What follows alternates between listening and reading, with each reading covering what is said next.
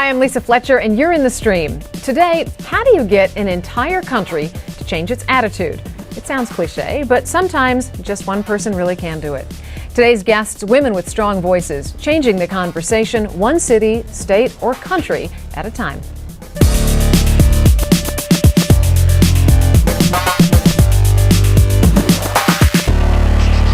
Our digital producer, Malika Bilal, is here looking out for your live feedback. So many people on Twitter feeling really inspired by the guests we're bringing on today. They are feeling inspired, and also they're talking about the topic of today, which of course is changing attitudes, and they're saying that there's only one real way to do that, and that's with education. Safia says, we need to start with education. Educated women are empowered women. She uses the hashtag Women's Day, of course, ahead of International Women's Day on the 8th. So for those of you at home, we want you to join this conversation as well by using the hashtag AJStream. Well, nobody knows more about the power of educating women than our guest in studio today, Elise Nelson. She is the president and CEO of Vital Voices Global Partnership. Her organization mentors women leaders and encourages social entrepreneurship worldwide. She's also the author of the book Vital Voices, The Power of Women Leading Change Around the World. Elise, thanks for coming back to the stream. Thank you, Lisa. Thrilled to be here. You too can be in the stream. You can join us via Google+. All you have to do is go to the link below and add us to your circles. Hi, I'm Anna Rochelle. I'm an innovation strategist and I'm in the stream. Getting an entire nation to change its attitude toward women, it's a tall order. But today, as we look to International Women's Day, we've gathered some extraordinary women who are doing just that.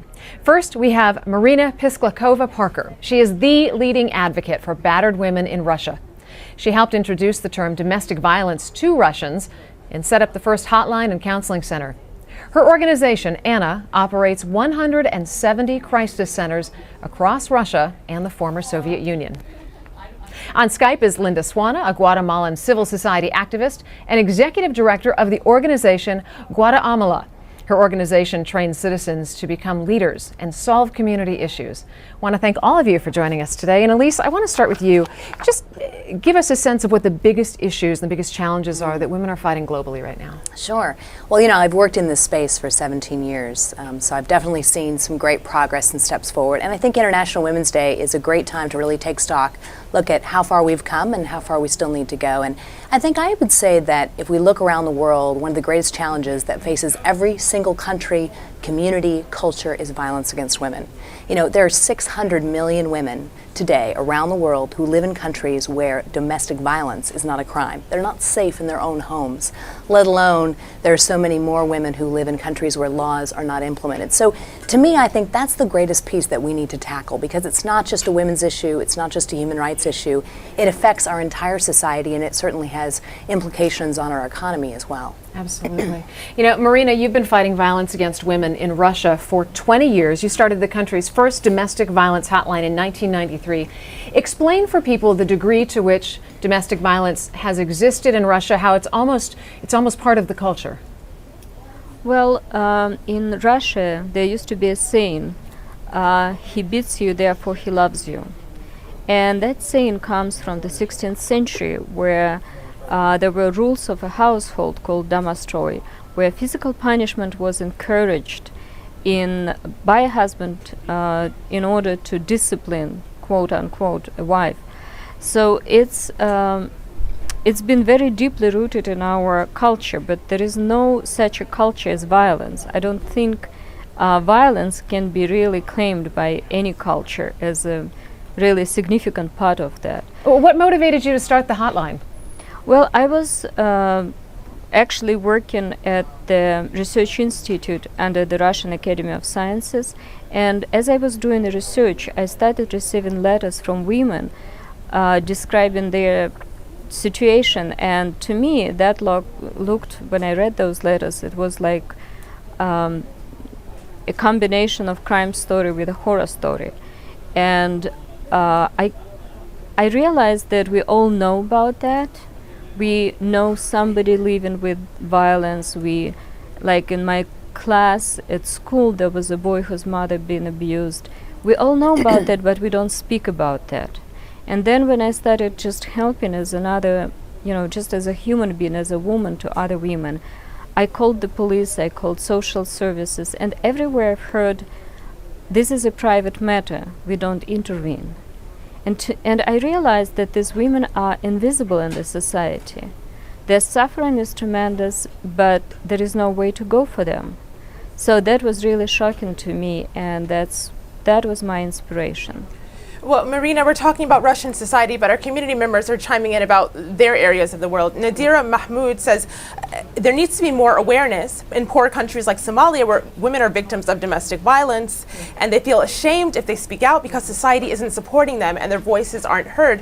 So could you relate this to your experience in a place where it was so pervasive? How do you then get women to feel okay about coming to you and speaking out? Well, it was a very, because I was the first in my country and in the region, I was learning as I was going. So to me it was, first thing I realized that I need for women to hear me. At that moment, media played a very significant role, because I was doing something very unusual. And TV programs, different talk shows, newspapers started coming and asking me, what are you really doing? And that was a very good opportunity to educate women about domestic violence and tell them what they're experiencing is not okay, and they have a right to seek help and get help. Linda, your organization is really a movement for change in Guatemala. Talk a little bit about this philosophy of yours, which is, while a lot of people look externally for help, your thought process is really Guatemalans have to look to Guatemalans to change things. Yeah, actually we're creating a social movements around specific topics. One of those is empowerment. Women empowerment is one of our biggest topics now. But the thing is, most of the challenges women face now, like violence and other issues, like for example, violence in Guatemala, 1 of every 10 homicides is related to a woman. But the horrible part is that even though it's just a part of the big problem, those homicides are being, or violence is done in the houses, by the parents or the uncles or immediate family. So what we're trying to do here is change a mindset, change our chip. And we're doing this through information, counting on networks and on our own citizens to bring this information forward, doing a kind of a cascade process. And what they were talking about violence and the challenge, for example, most of the girls that live in these environments think this is okay and that this is the way of life.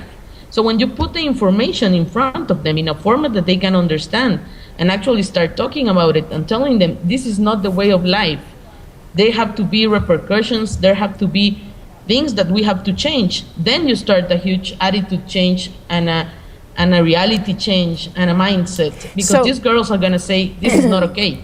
So much of change, no matter what area it's in, whether it's domestic violence or any other one that we could be talking about, really begins with changing the minds. And today, while both of these women have done unbelievable things in terms of domestic violence in their country, we're really talking about women like these women who represent the best that female leadership has to offer. So you wrote this book, and you talked to thousands of women who crossed these cultural and religious and economic barriers, and you said, there was this one common thread in terms of the way women lead that's different than from how men might lead. Talk about that. Talk about what you discovered. Absolutely. Well, for the last 17 years, I've been working with thousands of women around the world as part of Vital Voices. So we have a network in 144 countries around the world. Both Marina and Linda are part of that network. And what I began to see is some very interesting common threads, absolutely, in the way that women lead change. I think that women are extremely collaborative, which is very important. I think women see the sort of larger picture when they look to make change, so they're able to look across differences. I think that women are very sustainable. They tend to bring others along, so when they move forward, they bring someone else into that place. And I think also, if you were to ask both Linda and Marina, their motivation to step up, it was not about a leadership position, it was about really righting a wrong in their community. I mean, Marina has told me many times she didn't choose this path, it took her. And so many of the women that we support very much feel the same way. And I think what we're doing is really finding those bright lights, those women like Marina and Linda, and investing in them. And these are investments in sort of their social and human capital, providing them with training and mentors and a network of people who are like them so they don't feel alone on their path for change. And I imagine that social media and the internet has played such a huge role in that, because Huge. otherwise, I mean, prior to that, you'd feel so isolated. And now you can identify with people who want to help you or that relate to what you're going through. Absolutely. We work with a group of women across the Middle East and North Africa. And a year ago, January, in the height of the revolutions throughout the region, we brought them together. And what was fascinating is that many of them had never met, but they knew each other. Yeah. Because they followed each other and their voices online. And they talked about how when you went out and you said this, that encouraged me. And a wonderful woman that we work with, Manal al-Sharif in Saudi Arabia, who led the Women to Drive campaign. Because as you probably know, women are culturally not allowed to drive in Saudi Arabia. So she basically drove out with her brother. She had, herself videotaped. She put it on YouTube, not because she wanted the right to drive necessarily, but because she wanted to begin the debate that men and women are not equal, and we need to really question that in our society. Well, she was thrown in prison because of it.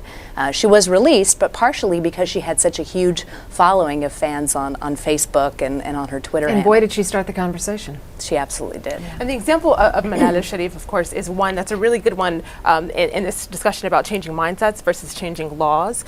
That's what our community is chiming in on. Linda, I want to direct these to you. There's a tweet here from Nia Osa who says, laws are not enough to change attitudes if the laws are not grounded in the beliefs of a people. That's echoed by Nirvana, who says it's a dual goal. Changing the law without changing the mindsets is futile, but working on mindsets alone may take generations. So how do you go about doing those two things simultaneously? Well, actually, you do need the law to enforce punishments and to make it like legal and formal. But if the culture is not willing to make the change, if you cannot put in jail the whole country. So you need to work on both ends. You need to change mindsets. People should understand that this is something that is good. Like, for example, with women's participation is good for everyone, not just for women. And when people start seeing the good that it brings to their community, to their children, to their country, then it's when the mindsets begin to open and they begin to question themselves. We need to address this not only by laws. Sometimes when you push by physics, it will push you back. So sometimes you have to go through understanding and through common sense. Like a lot of people in my country are not educated, but you can turn into common sense. It's common sense to have women participating, to have their voices heard, to have them empowered. It's common sense because it makes a better community, a better family, a better world. Not just because they're women and they have the right to do it. Not only because of that. It also makes sense for everyone. But at least we're seeing that not everyone is necessarily on board with that. Saif says, I think in current society, women have greater rights than men. From longer maternity leave to advantages in employment, enough, he says. And Prince chimes in and says, we're in the 21st century. We shouldn't even be discussing women's rights. Everyone is born equal. The bottom line everyone should have equal rights. But then on the other hand, we have a video comment from a man. I'd like you to have a listen to this. Sure. He's on the opposite spectrum. Hi, my name's Omar, and this is my daughter, Lana. I know it's important for me to be a leader in her life. How else can men like me lead the struggle for women's empowerment? So we do have men that want to be part of this struggle. Yes, absolutely. And I think one of the things that we're hearing from our network is the critical role that men can and must play in shifting the way that people see women in their communities and societies. For example, there's three wonderful men, three brothers, the Kant brothers in India, who lead an organization called Shakti Bahini. And we've been working with them over the last few years. They've been working to stop violence against women in India. And you think about the terrible violence against women that exists, both domestic violence, but also, as you saw that recent case in December of the woman who was gang raped on the public bus, Right. just trying to get home. And obviously that made news around the world, but the sad thing is, as horrific as it was, it's not unique. Right. I mean, there is a rape like that every 20 minutes in India. I mean, you think about it, every single 20 minutes. So women alone cannot put an end to violence against women. We have to work with men. And I think one of the wonderful things that to me was extremely inspiring with what happened in India, obviously it was horrific, but to see how men were stepping up and being part of those rallies and just the outrage in the streets that this has got to end. Enough is enough. And you think about tapping the full potential of all citizens. There is no way to tap women's potential for them to be vibrant part of our communities and our economy if they're not even safe in their own homes and on our streets trying to get home from work. You mentioned India, which makes me think of India and China and these emerging countries that are doing so well technologically and economically. Do you think they can remain on that upward trajectory if the rights of women aren't improved and if the roles of women in society aren't elevated? I don't think so. So I think there is a certain extent to which they will climb economically and politically, but I think at a certain point, if women cannot fully participate in their economy and be, vibrant part of civil society and political systems, I don't think they're going to be able to fully tap their potential as a nation. So I think what's fascinating to me, having worked in this space for so many years, is that the debate has really changed. We're no longer talking about it's fair or it's nice to empower women and to protect our human rights. It's simply smart. No country can afford, to leave half the population behind and actually compete in a global marketplace. Absolutely. Marina, I want to get back to you. We couldn't do enough justice for you or for Linda if we did a whole show just dedicated on the work that you've done. It's unbelievable. I do want to draw out one particular thing that you've accomplished, though, which is that through your work in Russia, you've actually established a school curriculum that's used here in the United States in the state of New York. Talk a little bit about the thought process behind that and what that program is doing for young people. Well, we realized that sometimes in order to help women to identify themselves as abused women and also helping children to figure out what is happening in a family, we need to get to schools. And in domestic violence situation, it is most important for children to have support outside if they cannot get support in the extended family. So that is why we decided to start working with schools and we created like peer support groups for kids. We helped teachers and school psychologists dealing not only with children that live in abusive families, but also helping mothers. It's part of all the change in the culture, because in early discussion, what do you do first? Do you do a law or do you change mentality? Mm-hmm. Where do you actually start? And in our experience, we couldn't get to legislation before we have done last 15 years an educational campaign called There Is No Excuse for Domestic Violence for different target groups, for women that have been abused, for relatives, neighbors, governmental institutions that respond to domestic violence because of their duty. So, and children are the most actually vulnerable in this position, because in the future, usually boys that witness domestic violence can, at a very high risk, if using it. Using violence in their own relationship. Linda, I want to get you to jump in here, because Elise was talking about one of the components of successful women leaders is that they understand collaboration. And in Marina's case, she had a very difficult time, and I expect still does to a degree, working with authorities. But one of the things you've managed to accomplish in Guatemala is that you have created this bridge between officials and your organization. How did you do that? Well, actually, it has been a one-by-one work. It's been an individual work, one by one. But what we do is we come with a program that is actually a concept or an idea, and we go to the local authorities and ask not for their permission, but for their companion through the program. And we try to explain to them why is this good for everyone, why this could work.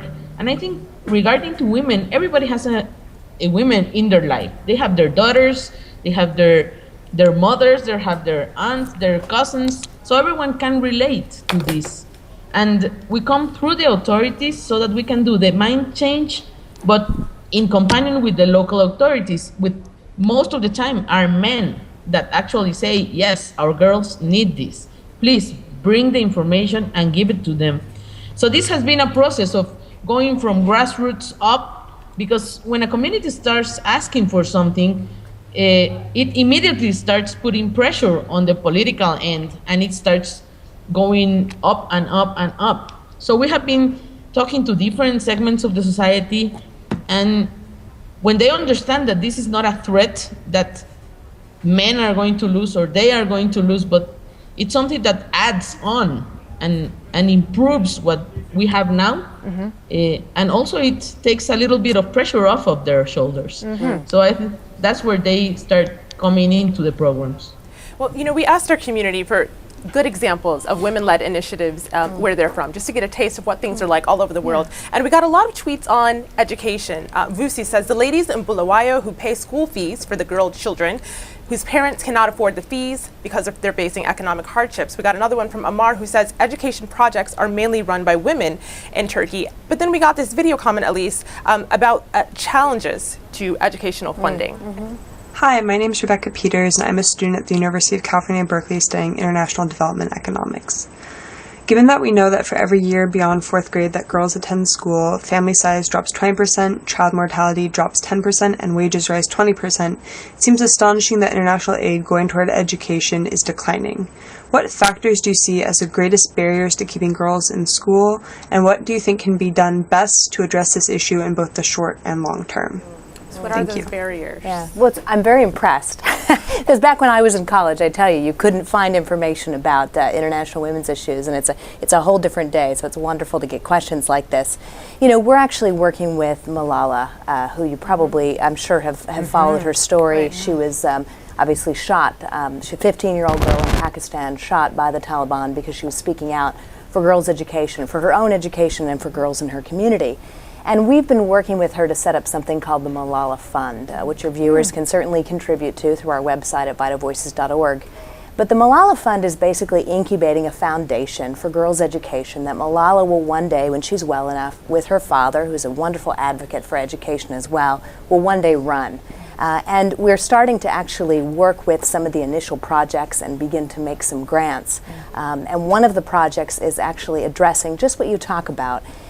Basically, families, particularly in the Swat area of Pakistan, are sending their girls to work rather than to school because they need the contribution to keep the family afoot. And so what we're doing is providing basically incentives for the parents to send their children to school, whether it's food or in-kind medical services, so that they do feel like those things are covered and that the girl can be freed up to go to school. It's not detrimental to the family to have her go to school, right? Exactly. So sometimes we think, oh, it's a cultural issue, they just don't value women. There's certainly that piece of it, but also it's just an economic issue. And so I think really understanding and getting to the heart of what is actually causing parents to basically keep their daughters out of school. We also, one of our approaches at Vital Voices is not to go into a community and say, oh, well, we know what the answer is. We see the problem. I mean, I'm an American woman. I can't, expect to know, the cultural intricacies around the world. So we work with our network of women in these 144 countries to help us make sure that as we're implementing change, it's very culturally relevant and it will be sustainable. Marina, we've got about a minute left in the program, and I want you to have the last word, but answer this question for us that I'm sure so many of our viewers have, which is, I want to do something, I want to help, but I'm absolutely overwhelmed. Where do I start? What kind of advice do you give women like that? Well, I think violence can be eliminated in every community. It is really, we all work at national level, but I think starting in a community, just speaking about it and creating space for women to open up, share their experiences, and feel that they are not alone, that's a very crucial and important thing, because it will grow from grassroots up and change the whole society. All right. On that note, Elise Nelson, Marina Pisklakova, and Linda Swana, thank you so much for being with us today. That's all the time we've got. But you can certainly stay in the stream by following us online at stream.aljazeera.com.